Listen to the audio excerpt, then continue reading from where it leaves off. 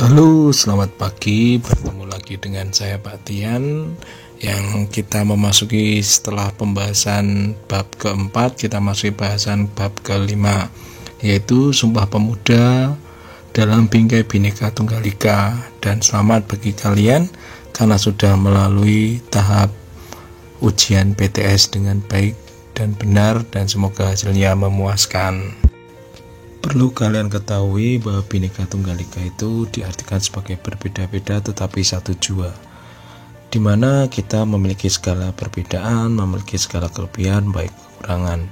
Bagi bangsa Indonesia sendiri, Bhinneka Tunggal Ika itu adalah saling melengkapi. Kita harus mempunyai jiwa persatuan yang tinggi, memiliki atau mempunyai rasa persaudaraan yang tinggi.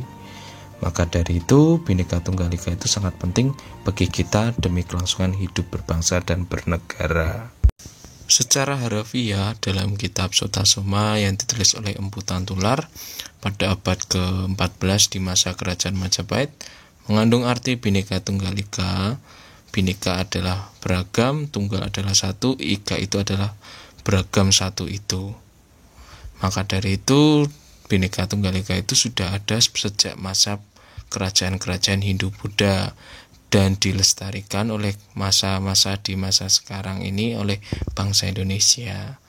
Maka dari itu kita sebagai pewaris Bhinneka Tunggal Ika di masa sekarang ini wajib harus menjaganya. Terus apa artinya Bhinneka Tunggal Ika bagi pemuda? Kita akan melihat pemuda itu siapa toh? Pemuda itu adalah kamu, aku, atau mereka. Pemuda secara harafiah adalah tokoh-tokoh yang memiliki semangat juang yang luar biasa, yang memiliki semangat yang sangat-sangat menggelora atau bersemangat dalam hal tertentu.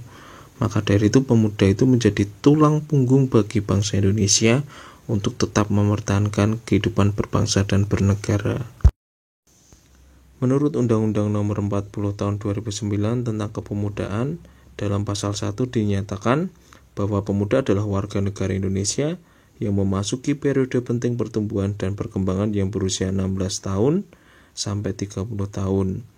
Dilihat dari definisi tersebut, maka definisi tersebut hanya menunjukkan pada definisi pemuda dengan ukuran biologi semata. Maka dari itu, bahwa ketika kalian nanti berumur 16 tahun, kalian termasuk dalam golongan pemuda. Sedangkan sekarang, kalian merupakan orang-orang atau anak di bawah umur.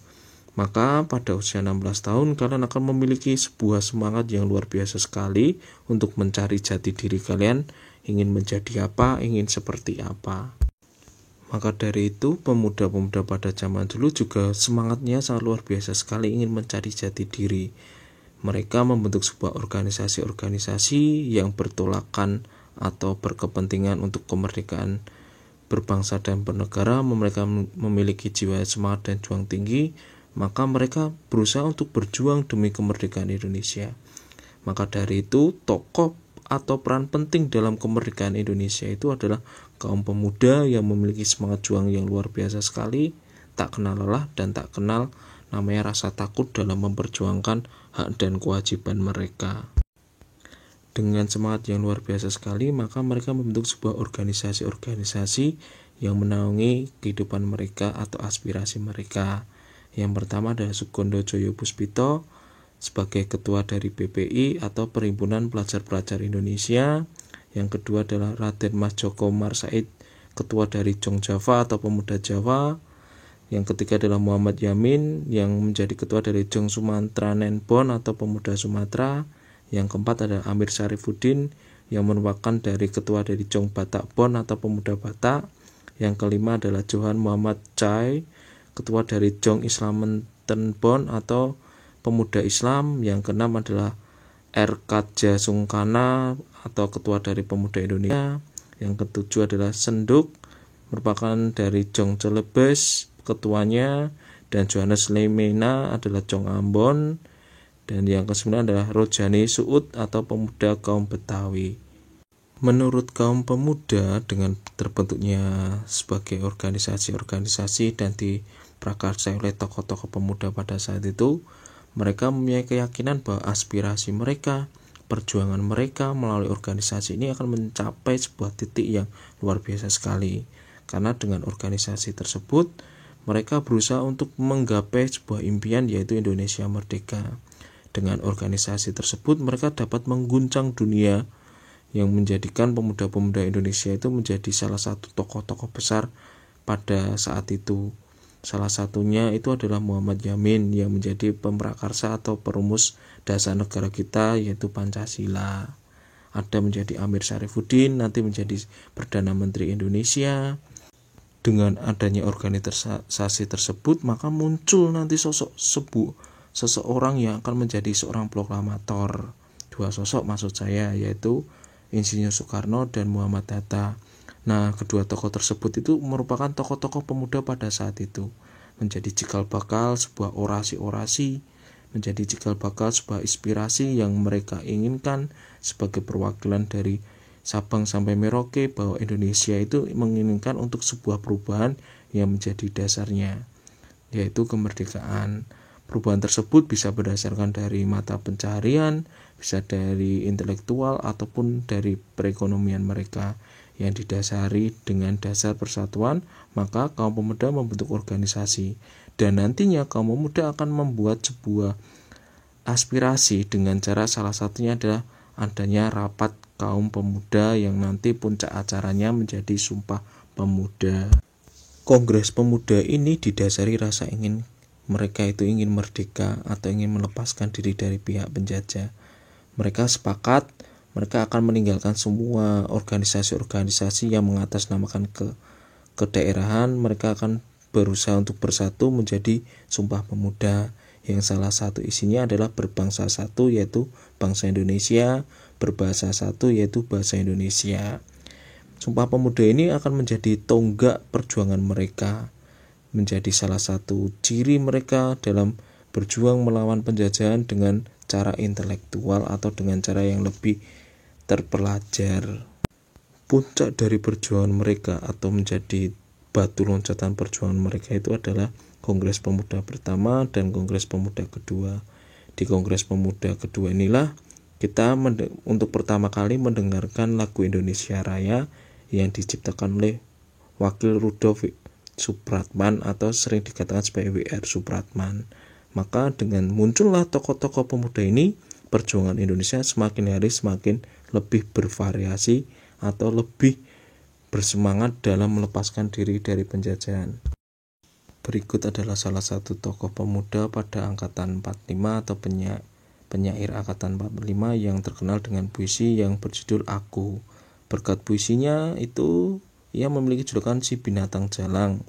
Bersekolah di Holland Indische School atau HIS yang kemudian dilanjutkan di Mulo. Tetapi tidak sampai tamat. Chairil Anwar ini adalah tokoh yang merupakan salah satu pemuda yang berjuang melawan ketidakadilan antar penjajah dengan melalui puisi atau melalui sastra-sastranya. Chairil Anwar menciptakan karya yang sangat terkenal bahkan sampai saat ini seperti Karawang, Bekasi, dan Aku. Dengan cara berpuisi, dengan cara membuat karya sastra, Chairil Anwar menolak segala bentuk penjajahan yang ada di bumi Indonesia, dan itu adalah salah satu wujud dari perjuangan beliau. Berikutnya ada Walter Mongisidi. Mungkin kalian akan mengenal beliau itu menjadi salah satu nama di salah satu jalan di ibu kota atau di kota di daerah Jawa atau bahkan ada di luar Jawa. Itu ada salah satu jalan, bahkan di Jakarta pun ada jalan Walter Mongisidi, atau lebih kenal dengan Robert Walter Mongisidi. Menulis banyak rangkaian kata penuh makna yang menunjukkan kesetiaan terhadap Ibu Pertiwi. Raga boleh mati, tapi perjuangan jalan terus. Jangan takut melihat masa yang akan datang. Saya telah turut membersihkan jalan bagi kalian, meskipun belum semua tenagaku kukeluarkan. Memang betul bahwa ditembak bagi saya berarti kemenangan batin, dan hukuman apapun tidak membelenggu jiwa. Perjuangan ini atau kata-kata ini akan menjadi viral kalau di masa sekarang bagi perjuangan-perjuangan pemuda-pemuda di Indonesia pada saat. Kata-kata ini sangat berpengaruh besar terhadap pola pikir para pemuda saat itu yang dulunya bersifat individu. Mereka juga berusaha untuk bersifat nasionalisme dengan mengutip kata-kata Walter Monginsidi ini, mereka berusaha untuk menunjukkan bahwa saya juga merupakan salah satu contoh pemuda yang memiliki semangat juang tinggi untuk melawan penjajahan di Indonesia dan memiliki semangat nasionalisme yang sangat besar. Maka dari itu kata-kata dari Walter Monginsidi ini sangat berperan penting dalam perjuangan pemuda untuk melawan penjajah. Tokoh selanjutnya adalah I Gusti Ngurah Rai. Pasti kalian mengetahui itu dan kalian pasti akan senang ketika melihat gambar ini. Karena apa? Karena ada di uang 50.000. Selain itu, nama I Gusti Ngurah Rai juga menjadi salah satu nama bandara yang ada di Indonesia, yaitu di Bali. Gusti Ngurah Rai diangkat menjadi Komandan Tentara Keamanan Rakyat atau TKR di Sunda Kecil. Sebagai Komandan TKR Sunda Kecil, Ngurah Rai merasa perlu untuk melakukan konsolidasi dengan pimpinan TKR pusat di masa saat itu. Bermarkas di Yogyakarta pada tanggal 18 November 1946, beliau menyerang Tabanan yang menghasilkan satu detasemen Belanda dengan persenjataan lengkap menyerah, atau perangnya yang menjadi sangat terkenal di masa sekarang adalah Perang Puputan, perang sampai mati, sampai titik darah penghabisan. Nah, oleh pihak Belanda, I Gusti Ngurah Rai ini sangat ditakuti karena beliau sangat nekat dalam berperang. Nekatnya seperti apa?